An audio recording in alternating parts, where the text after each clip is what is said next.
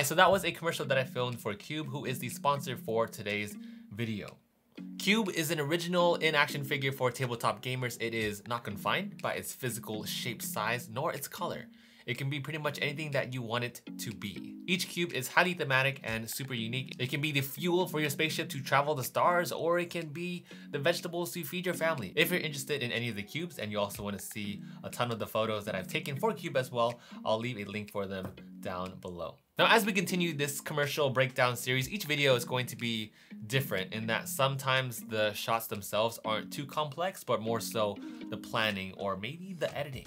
Whatever it is that I think would be most difficult and would be most beneficial to you to understand, or maybe most interesting to you, I think that would be the most valuable insight to talk about. So bottom line, whatever I find most difficult, I'm gonna break it down for you in like numbered steps, so it's much easier. That way it's short, sweet, and to the point. So in Q, one of the most difficult things about filming this commercial was actually planning. I'm used to doing board games, of course. I've done other products before, like a pen, a cutting board, and even though Cube is related, each cube tells a different story. So my goal and the plan for Cube was to give a glimpse to all the cubes still packaged, and then dive into each one separately, figure out the creative transitions to go through each one by one, and then finishing off by trying to tie in the intro and seeing all the cubes unwrapped and seeing the collectible white cube that you get once you have all 6 of the cubes. That white piece is a build your own cube, so you would actually collect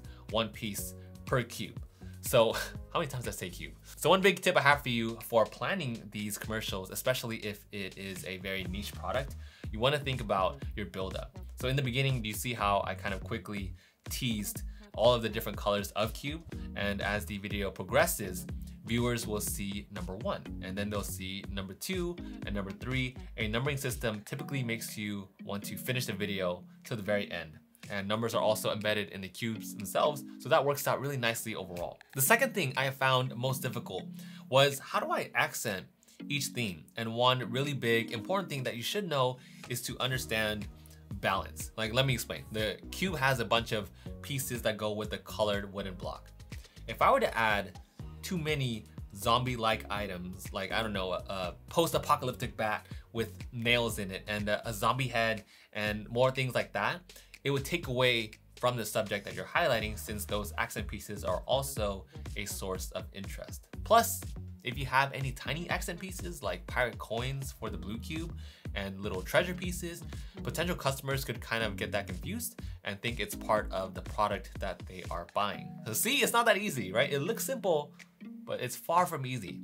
So now the question is, well, how can you stage Cube to match its theme without taking away from it? There, back there, all around here, and up here, and over here. Lights. So what I did was to use different RGB lights to match the same color of the cube. So green cube, green lighting. Futuristic purple cube for sci-fi, and now I have 2 purple light sticks, and so on. And the third most difficult thing that I found about making this commercial is, well, how do I transition with these pieces? How would I transition from cube to cube? So what I tried to look for, and arguably what's a very, very difficult skill to master, is looking for ways to mask. For those that have been here for some time, you know that I always hark on this, and that is masking. But it is very important. It's a key skill that will really set your videos apart. If you want to learn how to mask, I can definitely make a video on that as well. So comment down below if you're interested in that. So I did 3 masks for this video. One was a simple one to go underneath the table, but then land above the table. And that trippiness kind of doubles as a hook for viewers. A second mask that I used was for sci-fi. One of those pieces was actually like a security monitor. So digital objects, something with a screen, usually works really well when you're trying to find something to mask into.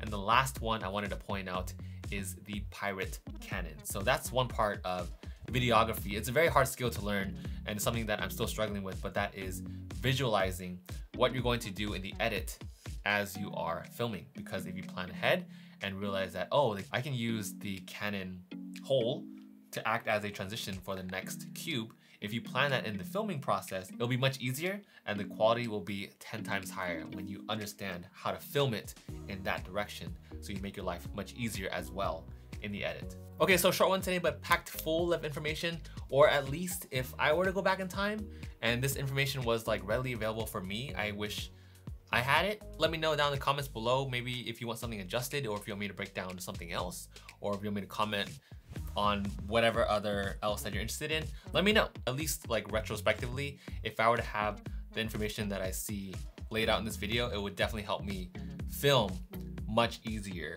going into commercial shoots. I think the biggest takeaway from Cube though is that when you're working with kind of a more niche product, you really have to plan ahead and think about how you're going to be creative with your piece. And for me, it was thinking about how to use transitions effectively and to also work on composition as I'm staging each of those individual pieces for each colored cube. As always, I hope you enjoyed this video. Thank you so much for watching, and I'll see you all in the next one.